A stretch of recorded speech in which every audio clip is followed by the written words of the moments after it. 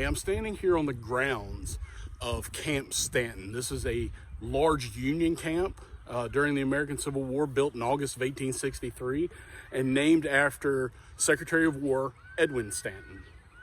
This camp is placed here for a couple reasons. Number one, we're going to have a large Union camp in southern Maryland. That will help to stomp out the Southern sympathies in the area and keep those sympathizers from influencing the local town folk and the county. The other reason is we have a large African American population here. The African Americans are now allowed to join the Union Army officially as units. Now African Americans had fought in several wars, including the Revolutionary War, but this will be the first time they are a cohesive, full unit, big part of the Army where they can march into battle. Here at Camp Stanton, this will be primarily a United States Colored Troop camp. You will have the 7th, 9th, 19th, and 30th United States Colored Troops. This is near the town of Benedict. And of note, 9th USCT Colonel Samuel Armstrong described nearby Benedict as a horrible hole, a rendezvous for blockade runners, deserters, and such trash.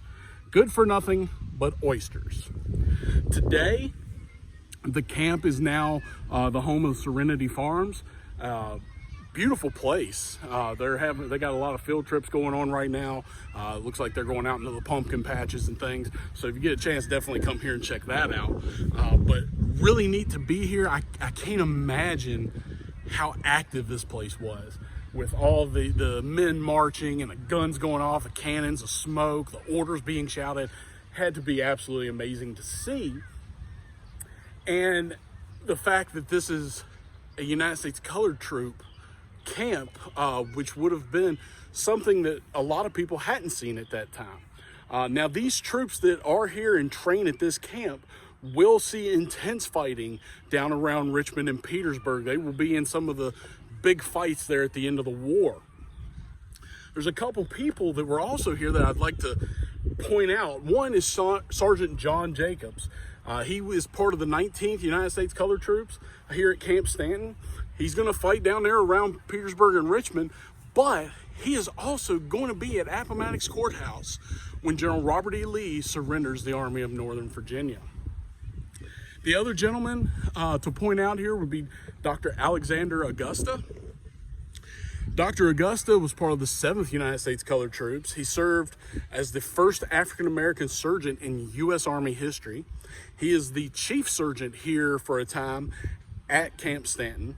And after the war, he will teach at Howard University and become America's first African-American medical professor.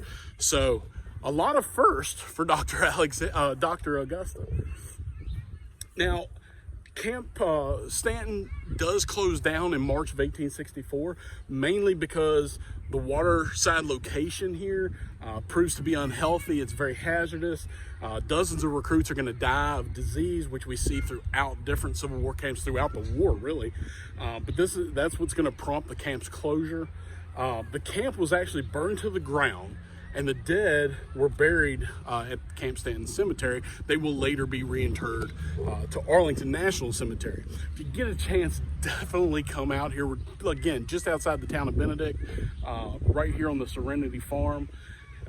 Camp Stanton. If you like what we're doing, hit that subscribe button on YouTube. Follow me on Facebook, TikTok, X, formerly Twitter, Instagram, and you can book a tour with me if you go to www.aaroncivilwartravels.com. You'll see my email and phone number on there. We'll do a tour, talk, whatever you want to do.